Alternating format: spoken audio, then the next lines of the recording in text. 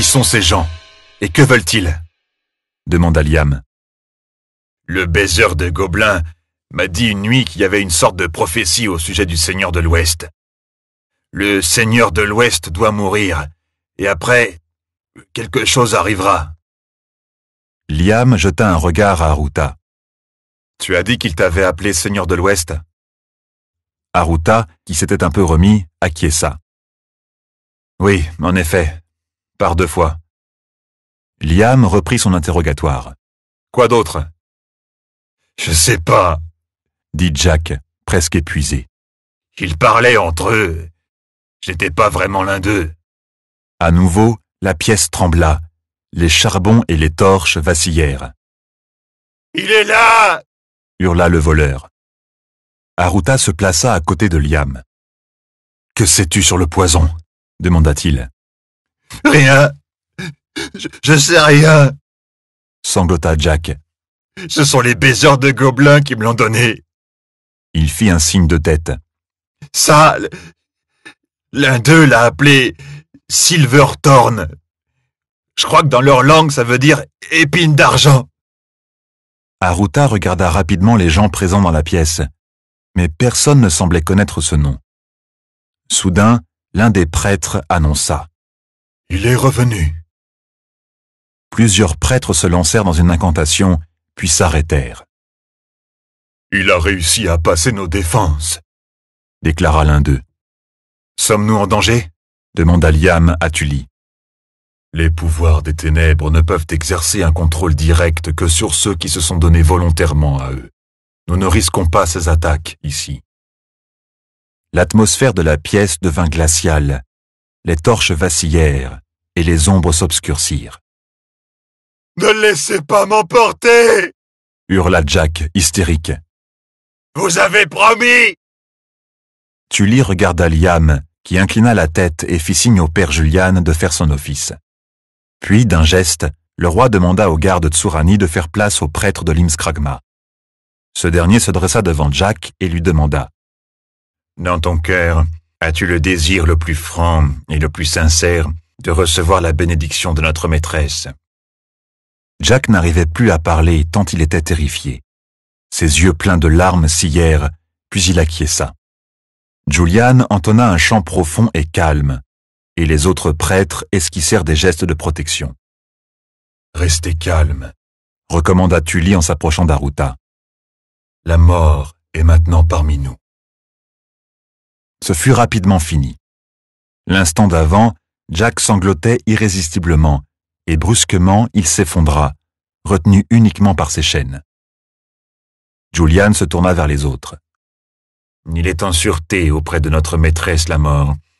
Nul mal ne peut maintenant lui arriver. » Soudain, les murs de la salle eux-mêmes semblèrent secoués d'un frisson. Une présence ténébreuse emplit la pièce, et l'on entendit un sifflement suraigu, comme si une chose inhumaine hurlait de rage à l'idée de s'être fait prendre l'un de ses serviteurs. Tous les prêtres, aidés de Pug et Kulgan, commencèrent à créer une défense magique contre l'esprit, puis soudain, tout redevint calme comme la mort. « La chose a fui », annonça Tully, visiblement secoué. Aruta s'agenouilla à côté du lit, le visage de marbre. Anita était allongée, les cheveux étalés comme une couronne rouge sombre sur le coussin blanc. « Elle semble si fragile, » dit-il doucement. Il regarda les autres personnes dans la pièce.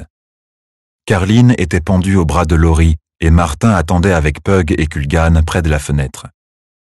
En silence, les yeux d'Aruta les implorèrent de tenter quelque chose. Ils avaient tous le regard baissé sur la princesse, à l'exception de Kulgan, qui semblait perdu dans ses pensées. Ils avaient entamé la veillée funèbre, car Nathan avait dit qu'il restait à la jeune princesse moins d'1 heure à vivre. Liam, dans une autre pièce, essayait de réconforter la mère d'Anita. Soudain, Kulgan contourna le lit et demanda à Tully, d'une voix qui semblait trop forte au milieu de tous ces gens qui murmuraient. « Si tu avais une question à poser et une seule, où irais-tu demander ?» Tully sia. « Une énigme ?» Kulgan, avec ses sourcils broussailleux qui se rejoignaient au-dessus de l'arête de son nez proéminent, semblait bien loin de s'essayer à une plaisanterie de mauvais goût. « Désolé, » s'excusa Tully. « Laisse-moi réfléchir. » Le visage ridé du prêtre se plissa sous l'effort de concentration. Puis brusquement, il sembla comme foudroyé par une évidence. « Sarthe !» Culgane, de l'index, donna un petit coup dans la poitrine de son vieil ami. « Parfaitement. Sarthe !» Aruta, qui avait suivi leur conversation, demanda. « Pourquoi Sarthe ? C'est l'un des ports les moins importants de la principauté. »« Parce que, » répond Tully, « il y a là-bas une abbaye d'Ishap, dont on dit qu'elle contient plus de connaissances que n'importe quel autre endroit du royaume. »« Et » ajouta Culgane. « S'il existe un lieu dans le royaume où nous pouvons apprendre quelque chose sur la nature du Silverthorn et sur ce qui pourrait contrer ses effets, c'est bien là-bas. » Aruta regarda Anita d'un air désespéré. « Mais Sarthe, nul coursier ne saurait aller là-bas et en revenir en moins d'une semaine. » Pug s'avança. « Je peux peut-être vous aider. » D'un ton soudain plus autoritaire, il ordonna. « Sortez de cette pièce. Vous tous, à l'exception des pères Nathan, Tully et Julian. Laurie, cours à mes appartements. Katala te donnera un grand livre à couverture de cuir rouge. Rapporte-le-moi immédiatement. » Sans poser de questions, le ménestrel fila, tandis que les autres quittaient la pièce. Pug discuta à voix basse avec les prêtres. « Pouvez-vous ralentir son temps sans lui faire de mal ?»« J'en suis capable par un sortilège, » répondit Nathan. « Je l'ai fait avec le frère des ténèbres blessé avant qu'il meure. Mais nous n'y gagnerons au mieux que quelques heures. » Il baissa les yeux sur Anita, dont le visage commençait déjà à bleuir, comme pris par la glace. Le prêtre lui toucha le front. « Mais elle commence à devenir moite. Elle faiblit rapidement. Nous devons faire vite. » Les trois prêtres tracèrent rapidement un pentagramme et allumèrent des bougies. En quelques minutes, ils avaient fini de préparer la pièce et accomplirent rapidement leur rituel. La princesse gisait sur son lit, comme si elle dormait, environnée d'un halo rosé que l'on n'apercevait que du coin de l'œil. Pug fit sortir les prêtres de la pièce et demanda qu'on lui amène de la cire à sceller. Martin fit passer l'ordre et un page partit en courant. Pug prit le livre que Laurie venait de lui rapporter. Il entra de nouveau dans la pièce et l'arpenta, tout en lisant. Quand il eut fini, il sortit et commença une longue série d'incantations. Il termina en plaçant un seau de cire sur le mur près de la porte. Puis il referma le livre. « C'est fait. » Tully s'approcha de la porte, mais Pug le retint de la main. « Ne franchissez pas le seuil. » Le vieux prêtre jeta un regard interrogateur au jeune magicien. Culgane secoua la tête, l'air impressionné. « Tu ne vois donc pas ce qu'a fait le petit, Tully ?» Pug ne put s'empêcher de sourire, car même quand il porterait de longs favoris tout blancs, il resterait un enfant pour Culgane. « Regarde les bougies !» Les autres regardèrent à l'intérieur et comprirent tout à coup ce que voulait dire le gros magicien. Les bougies placées à chaque sommet du pentagramme étaient bien allumées, quoiqu'elles fussent difficiles à distinguer avec la lumière du jour. Mais en y regardant de plus près, il était clair que les flammes ne bougeaient pas. Le temps passe si lentement dans cette pièce que son déroulement est pratiquement indécelable, expliqua Pug. Les murs de ce palais tomberont en poussière avant que les chandelles aient brûlé du 10e de leur taille. Si quelqu'un passe le pas de la porte, il sera pris dedans comme une mouche dans de l'ambre. C'est un piège mortel, mais le sortilège du père Nathan ralentit les ravages du temps sur les gens à l'intérieur du pentagramme et empêche que la princesse ne subisse les effets néfastes de mon sortilège. « Combien de temps cela durera-t-il » demanda Culgane, visiblement impressionné par son ancien élève.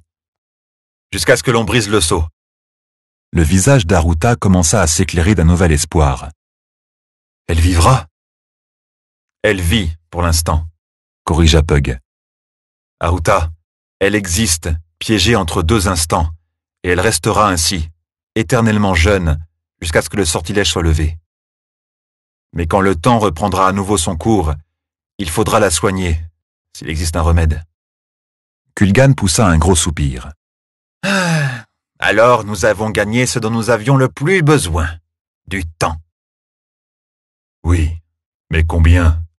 Demanda Tully. Aruta répondit d'une voix ferme. Bien assez. Je trouverai un remède. Que veux-tu faire? Lui demanda Martin. Aruta regarda son frère.